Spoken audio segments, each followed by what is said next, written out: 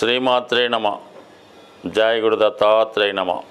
ఈ వీడియోలో మనం 2025-26 సంవత్సరంలో ఏర్పడినటువంటి శ్రీ విశ్వావసునామ సంవత్సర ఉగాది ఫలితాలు తెలుసుకునే ప్రయత్నంలో వృషభ రాశి వారికి మరి ఈ సంవత్సరం ఆదాయం 11, వ్యయం 5గా నిర్ణయించడం జరిగింది. అంటే ఆదాయం ఎందుకు పెరిగింది వీళ్ళకంటే ఈ రాశి వారికి ఉగాది ప్రారంభం నుంచే శని భగవానుడు లాభస్థానంలోకి రావడం జరిగింది. ఆ కారణం వల్ల ఏంటంటే వీళ్ళకి ఆదాయం పెరిగింది. వ్యయం 5 అంటే గురుగ్రహం కొంతకాలం రాశిలోను దాని తర్వాత ధనస్థానంలోకి రావడం వల్ల ముఖ్యంగా పిల్లల చదువులు అలాగే పెళ్ళిళ్ళు శుభకార్యాలు చేయడం జరుగుతుంది. కాబట్టి ఇంచుమించుగా వ్యయం కూడా 5% జరిగింది. మొత్తం మీద ఏంటంటే 60% మిగులు ఈ రాశి వారికి ఈ సంవత్సరంలో రావడం జరిగింది. మొత్తం మీద ఇది అదృష్టంగానే భావించవచ్చు. రాజపూజ్యం 1, అవమానం 3 అంటే పెద్దగా ఇబ్బంది ఏం లేదు. మరి లగ్నంలో గురువు ఉన్నంత వరకు మీరు గౌరవించబడతారు కాబట్టి నో ప్రాబ్లం. మరి కేతువు 4లోకి ఈ సంవత్సరం మారుతున్నాడు కాబట్టి కొద్దిగా అనవసర విషయాలు కలగజేసుకోవడం వల్ల అవమానం కలగవచ్చు. మొత్తం మీద ఇది ఫేవర్గానే ఉన్నట్టు భావిద్దాం.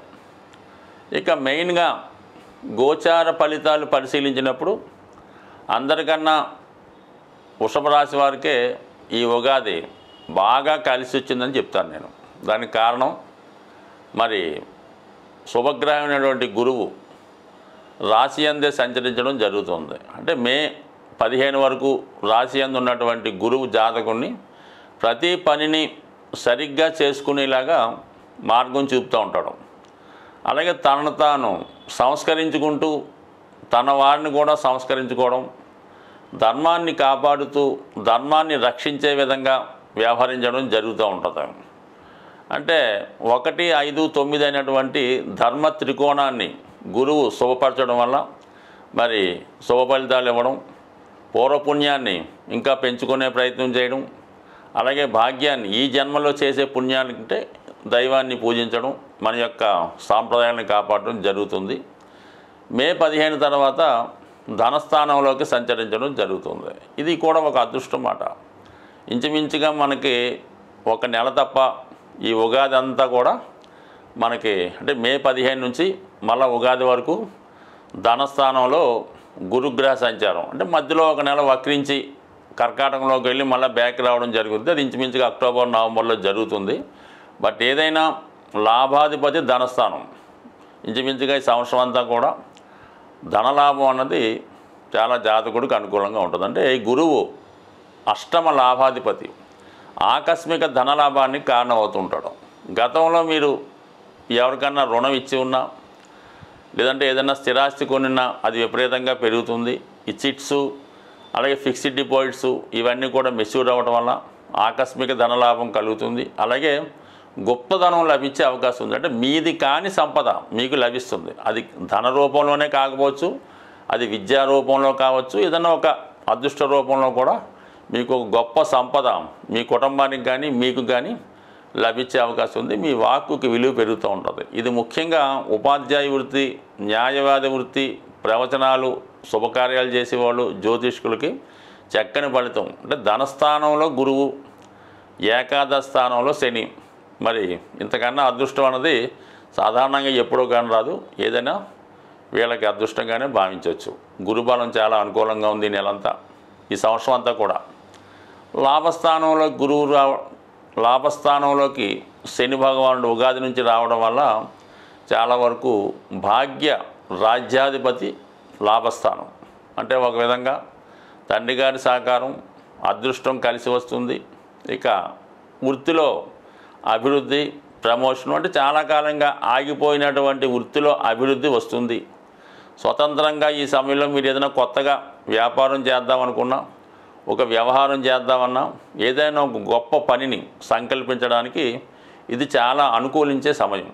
ఎందుకంటే ఇంచుమించుగా ఈ దశమాధిపత్యం అన్నది ఈ వృషభ రాశి వారికి అటు రాహు అలాగే శని కూడా ఉండడం జరుగుతుంది. ఈ 2 గ్రహాలు కూడా మీకు ఏకాదశ స్థానంలో మీనరాశిలో సంచరిస్తూ ఉంటాయి. అంటే దాన్ని బట్టి ఏంటంటే ఈ సమయంలో మీరు గొప్ప వ్యవసాయ క్షేత్రాన్ని కానీ ఏదైనా పెద్ద పాడి పరిశ్రమ కానీ స్థాపించాలనుకుంటే చాలా బాగా కలిసి వచ్చే అవకాశం ఉంది. ఏదైనా గొప్ప ఇండస్ట్రీ లాంటిది కూడా పెట్టుకోవచ్చు. ఈ రాహు శని అటు సాఫ్ట్వేర్ రంగానికి, అటు సినిమా రంగానికి, అటు పారిశ్రామిక రంగానికి, అలాగే మెడికల్ రంగానికి కూడా కారణమవుతుంటారు. ఏ రంగంలో మీరు ప్రవేశించాలన్నా కూడా ఈ ఉగాది నుంచి చాలా మంచి ఫలితం ఇవ్వడం జరుగుతూ ఉంటుంది. మనకి మే 15 వరకు కూడా 2 స్వభావగా పాపగ్రహాలు అయినప్పుడు కూడా వృషభ రాశికి ఫేవరబుల్ ఇచ్చే గ్రహాలు అన్నమాట. ఈ 2 గ్రహాల ప్రభావంతో మీరు ఏదైనా కొత్త వ్యవహారాన్ని స్టార్ట్ చేసుకోవచ్చు. విదేశంలో ఉన్నటువంటి మిత్రులు సహకరిస్తారు. వ్యక్తిగతంగా మీలో ఉన్నటువంటి టాలెంట్కి గుర్తింపు రావడం జరుగుతుంది. అలాగే మీడియా రంగం, సినిమా, టీవీ రంగం వారికి కూడా ఈ గ్రహస్థితి అనుకూలించడం జరుగుతుంది. ఇంచుమించుగా ఇది వృషభ రాశి వారికి ఈ సంవత్సరంలో వచ్చే ఫలితం. ఇంకా రాహు మే 18వ తారీఖున దశమ స్థానంలోకి మారడం జరుగుతుంది. దశమ స్థానం అంటే వృత్తి వ్యవహారాలే కాక అతని యొక్క నడవడిక, జాతకుడు ఏ విధంగా ఒక వ్యవహారాన్ని సాల్వ్ చేయగలడు, ఇవన్నీ కూడా దశమ స్థానం బట్టి ఉంటాయి. కాబట్టి మరి ఇది ఎక్కువగా సాఫ్ట్వేర్ రంగంలో ఎవరైనా ఉద్యోగం కొరకు ప్రయత్నం చేస్తున్నా, సినిమా రంగంలోకి ప్రవేశించాలన్నా కూడా ఈ రాహు మీకు చక్కగా సహకరించే అవకాశం ఉంది. పైపెచ్చు రాహుకి అది స్వక్షేత్రం అవడం జరుగుతూ ఉంటుంది. ఈ కారణం వల్ల విదేశ వ్యవహారాలు కలిసి రావడం కూడా ఈ రాశి వారికి చాలా వరకు రాహు శని బలం అన్నది చాలా అనుకూలంగా ఉండడం వల్ల అటు రాజకీయ రంగంలో ప్రవేశించాలన్నా కూడా ఈ గ్రహస్థితి మీకు సంపూర్ణంగా సహకరించడం జరుగుతుంది. ఇంకా దాని తర్వాత మనకి మిగిలిన గ్రహం కేతు గ్రహం. గత కొంతకాలంగా ఇంచుమించుగా మనకి ఈ సంవత్సరం కూడా మే 18 వరకు కూడా పంచమ స్థానంలో ఉండడం జరుగుతుంది. అంటే ఇప్పుడు 5లో ఉన్నటువంటి కేతు ఏంటంటే మీరు ఊహించిన దానికన్నా ఎక్కువ ఇస్తూ ఉంటాడు. చిన్న చితక ఒకసారి షేర్ మార్కెట్లోనో, ఇన్వెస్ట్మెంట్లోనో, ప్యాకెట్లోనో, ఇంకో దాంట్లో పెడుతుంటే మొత్తం పోగొడుతుంటాడు. కానీ అనూహ్యంగా మళ్ళీ ఒకేసారి ఒక 10-20 రెట్లు లాభాన్ని కూడా ఇవ్వడం జరుగుతూ ఉంటుంది. అది అనూహ్యంగా మన స్థాయిని బట్టి, మనం చేసే కార్యక్రమం బట్టి ఉంటుంది. బట్ ఏదైనా ఒక మిస్చీఫ్ గ్రహం లాంటిదన్నమాట. ఎప్పుడు ఏం చేస్తాడో, ఎప్పుడు ఇస్తాడో, ఎప్పుడు తీసుకుంటాడో, ఎప్పుడు ఎవరితో గొడవ వస్తుందో చాలా చిత్రంగా ఉంటుంది. బట్ ఏదైనా 18వ తారీఖు మే నుంచి చతుర్థ స్థానంలోకి రావడం జరుగుతుంది కేతు గ్రహం.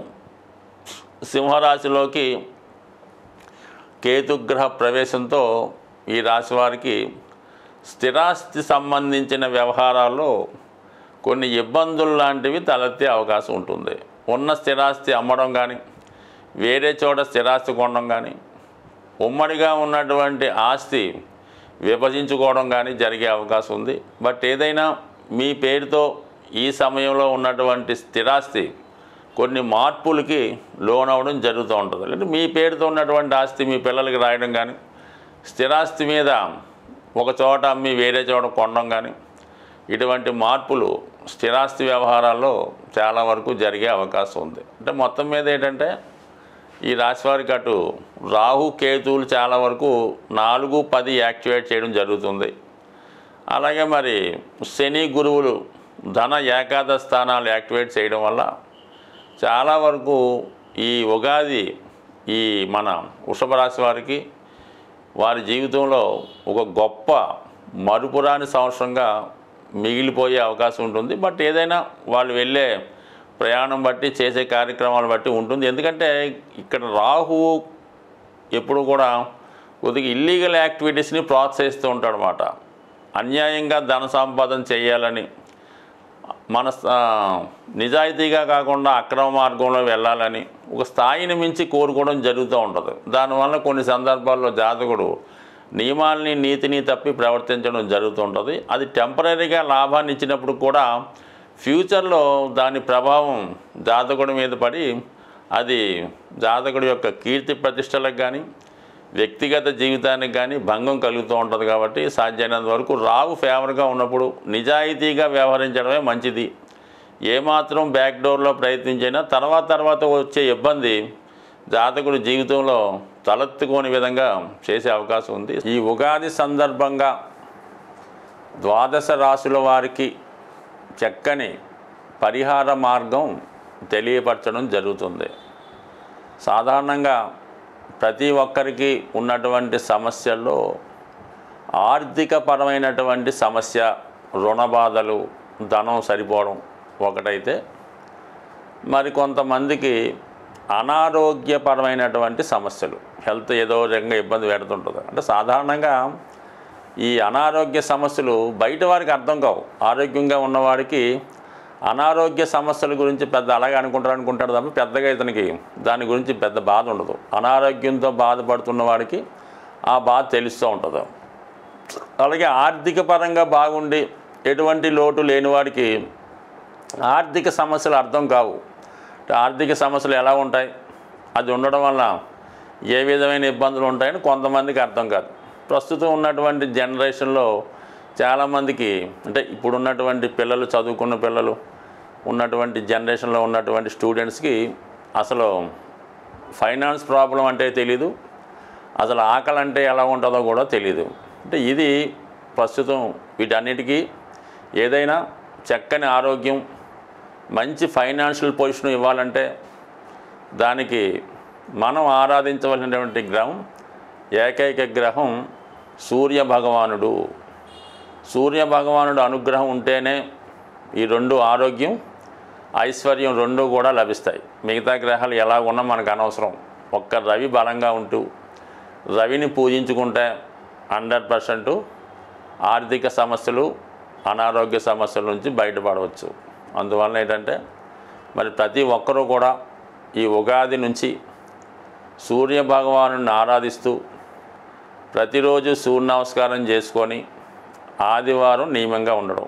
దాని తర్వాత ఏంటంటే ఈ క్యారెట్ ఏదైతే ఉందో అది ఆదివారం రోజు గోవులకి పెట్టడం వల్ల సూర్య భగవానికి సంతృప్తి కలుగుతుంది. అంటే క్యారెట్ ఆవులకి పెట్టవలసి ఉంటుంది. సూర్యునికేమో అవకాశం ఉన్నవాళ్ళు ఆదివారం రోజు పాయసం, అంటే గోధుమ నూకతో చేసినటువంటి హల్వా కానీ పాయసం కానీ నైవేద్యంగా పెట్టవలసి ఉంటుంది.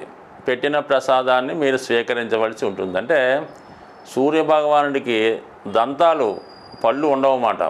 అంటే కొన్ని కారణాల వల్ల దక్ష యజ్ఞంలో ఆ విధంగా జరిగింది. అందువల్ల మెత్తని పదార్థాలు, పాలుతో చేసినటువంటి కోవా, గోధుమలు ఇష్టం కాబట్టి ఆ ప్రసాదం పెట్టడం వల్ల మనకి ఐశ్వర్యం లభిస్తూ ఉంటుంది. టెక్నిక్గా చూడండి మీరు, మన మామూలు వరి అన్నం కన్నా ఈ గోధుమ రొట్టి ఎవరైతే తింటూ ఉంటారో ఎక్కువ, అంటే 2 పూటలు కూడా తినచ్చు, వారి యొక్క ఐశ్వర్యానికి, సంపదకి మామూలుగా మనం వరి అన్నం తినే వాళ్ళకి ఒకసారి కంపేర్ చేసుకోండి. అంటే రవి అనుగ్రహం ఈ గోధుమ వినియోగం వల్ల రాస్తుంది కాబట్టి నానబెట్టిన గోధుమలు కూడా ఆవుకి పెట్టడం వల్ల, క్యారెట్ పెట్టడం వల్ల, మీరు కూడా అవి ఆహార పదార్థాలుగా తీసుకోవడం వల్ల అది కంటి చూపు పెరుగుతుంది, ఆరోగ్యం పెరుగుతుంది, ఐశ్వర్యం కలుగుతుంది, ఆరోగ్యం కూడా కలుగుతుంది. బట్ ఏదైనా సూర్య ఆరాధన, సూర్యాష్టక పారాయణ, ఆదిత్య ఉదయం నేర్చుకుంటే, చదువుకుంటే మొత్తం ఏ గ్రహ పరిహారానికైనా ఒకటే సమస్య, సూర్య ఆరాధన. స్వస్తి.